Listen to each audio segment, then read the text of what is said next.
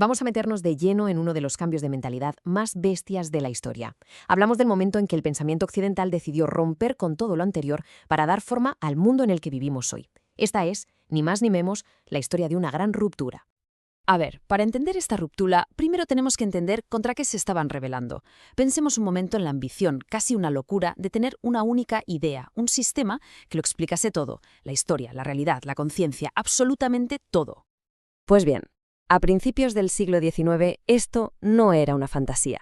Era de hecho el gran proyecto de la filosofía moderna, una época dominada por una confianza ciega, casi absoluta, en el poder de la razón humana para descifrar el universo entero. Y aquí es donde empieza el combate, por así decirlo. Por un lado, el pensamiento moderno se sostenía sobre dos pilares que parecían sagrados, que la razón era la dueña de la verdad y que el individuo, el sujeto, era el centro desde el que se podía entender todo.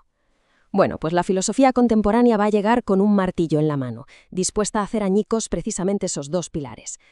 El gran arquitecto de todo este edificio, el máximo exponente de esa confianza, fue Georg Wilhelm Friedrich Hegel. Su sistema, el idealismo, era algo monumental.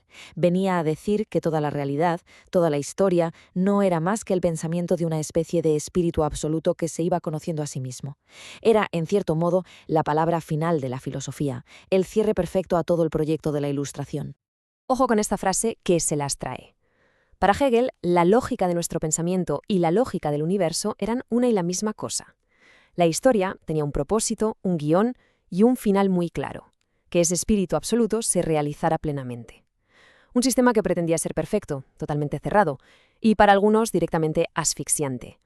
Pero claro, como suele pasar con los sistemas que se creen perfectos, no tardaron en aparecer grietas. Y con las grietas, claro, llegaron los primeros pensadores que se atrevieron a desafiar este edificio tan imponente. Y la primera gran crítica vino de uno de sus propios alumnos, Karl Marx. Para él, toda la teoría de Hegel era muy bonita, pero un castillo en el aire mientras la gente de verdad sufría en el mundo real. La filosofía, dijo Marx, tenía que bajar al barro, mancharse las manos y cambiar las cosas. Es lo que él llamó praxis. Marx básicamente le dio la vuelta a la tortilla de Hegel. Dijo que no, que la historia no la mueven las ideas abstractas, sino las condiciones materiales, la economía, el dinero. Analizó las contradicciones brutales de la sociedad industrial, cómo el obrero estaba alienado, y propuso que la filosofía tenía que ser una herramienta para la revolución, para traer un mundo más justo. El segundo gran rebelde fue Friedrich Nietzsche. Y su ataque, ojo, no fue a una rama del árbol, fue directo a las raíces. No criticó solo a Hegel, ¿qué va? Criticó 2000 años de cultura occidental. Para Nietzsche, poner a la razón en un pedestal había ahogado los instintos, la pasión, la vida, en definitiva. Había creado una cultura enferma. Lo que él propuso fue ni más ni menos que una revolución moral total. Su filosofía, que llamamos vitalista, buscaba tirar abajo todos los valores de la tradición platónico-cristiana, porque los consideraba antivitales, y crear unos nuevos basados en la afirmación de la vida, en la creatividad, en ese impulso por ir siempre más allá. Con estos dos mazazos, el de Marx y el de Nietzsche, el gran sistema unificado empezó a desmoronarse.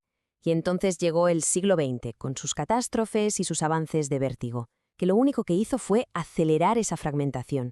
Se abrió un siglo lleno de preguntas nuevas y, sobre todo, urgentes. Este es un mapa rápido de un siglo de auténtica locura. Si nos fijamos, hay un patrón muy claro.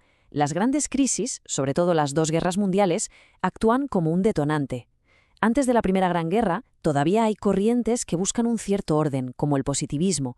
Pero es que después de la catástrofe, las respuestas son mucho más radicales. Ahí surge el existencialismo, que intenta encontrarle algún sentido al caos.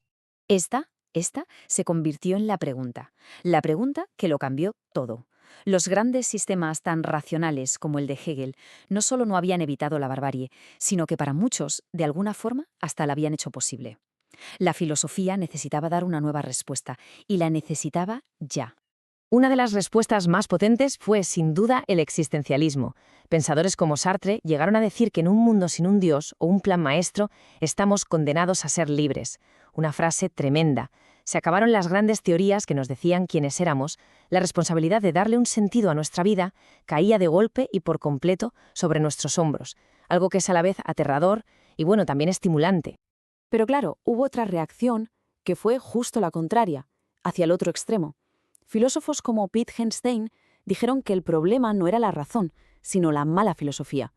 La solución para ellos era dejarse de preguntas sin respuestas sobre el ser o el sentido de la vida y centrarse en lo único que se puede analizar con rigor, la ciencia y nuestro lenguaje. Todo lo demás, decían, es, literalmente, un sinsentido.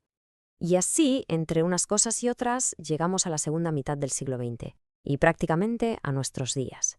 Y el mundo que surge de todas estas rupturas, bueno, no tiene absolutamente nada que ver con el de Hegel. Pensemos en el mundo de hoy. Todo está conectado, globalizado, las culturas se mezclan, surgen movimientos como el feminismo, el ecologismo. La idea de que existe un único centro cultural o una sola forma correcta de ver el mundo, pues se cae por su propio peso. Es insostenible. Ya este nuevo escenario responde lo que llamamos filosofía posmoderna. Su idea clave es la muerte de los grandes relatos. ¿Y qué es un gran relato?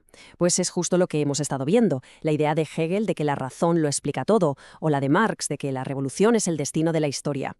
Los posmodernos dicen, se acabó, esas historias unificadoras ya no son creíbles. Lo que tenemos ahora es un mundo plural, un mosaico de perspectivas.